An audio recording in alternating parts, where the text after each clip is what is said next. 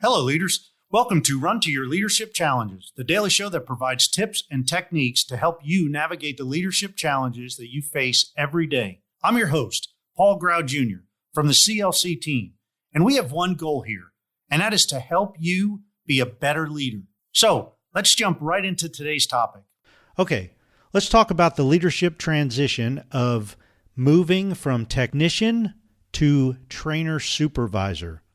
Well, let's face it, this is where the rubber meets the road. This is where you are officially in a leadership role, and people are now officially relying on you to guide them in the right direction.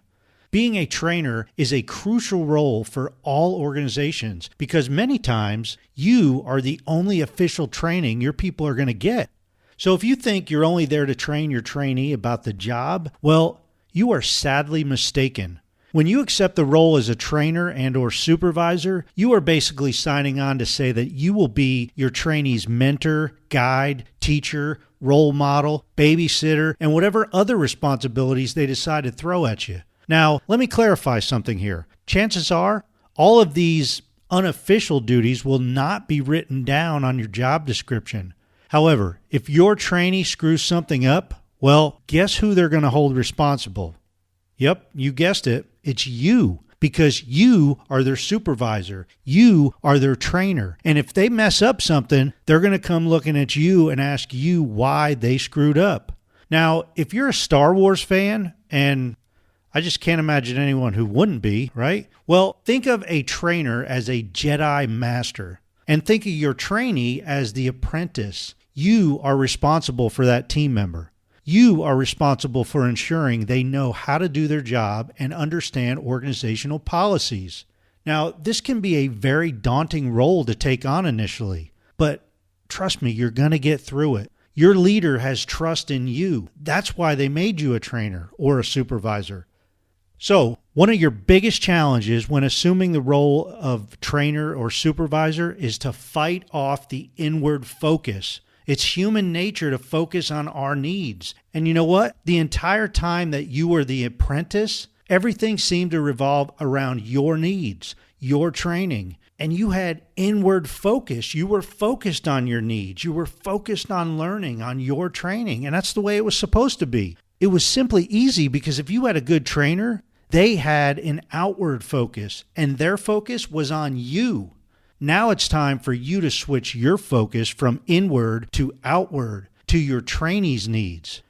Next, training somebody else may seem like you are not improving your skills at times. However, there is simply no greater way to master your skills than to train somebody else. So take ownership of your training program, and don't even think about cutting corners with your trainee. They deserve to learn the right way. So train them correctly. Train them by the book. Okay, so let's switch gears. If you are a leader of somebody who is going through this transition, you'll have to continue to coach them by using a method that I like to refer to as LTG, or learn, teach, and guide. As a leader, you're continuously learning, and it's important to show your trainers and supervisors that learning is a lifelong process. That's where the training comes in, followed by guiding them through the transition. You're going to want to guide your people. Give them room to grow. Don't hover over them so they feel cramped. Encourage them to fly. Encourage them to develop their own training methods with their trainees. And finally, don't overload them. Taking on a trainee for the very first time can be a bit overwhelming all by itself. Understand this and help them out with some tasks.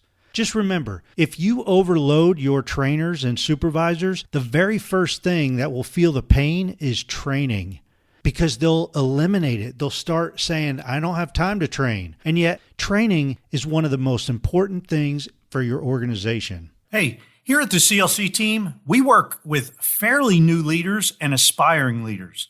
Leaders who are motivated to learn and develop their leadership skills and abilities. Leaders who have growth mindsets and want to stretch their innovative sides. Leaders who value people and want to lead and develop them to bring out the very best in their team members and themselves in every area of life. If that describes you, or if you know somebody that describes, we want to work with you or them. We offer a leadership community that is geared specifically to helping fairly new and aspiring leaders to set them up for success so that they can excel in their leadership career. This community has 3 live Zoom calls every month and a library of leadership video courses for you to watch whenever you want to. Let's face it, you are the future leaders of the world, and you need a place that you can trust to build your leadership skills. If you want more information or if you want to join our community, please visit currentleadershipcoaching.com/leadership. Hey, that's it for today. And until tomorrow, run to your challenges.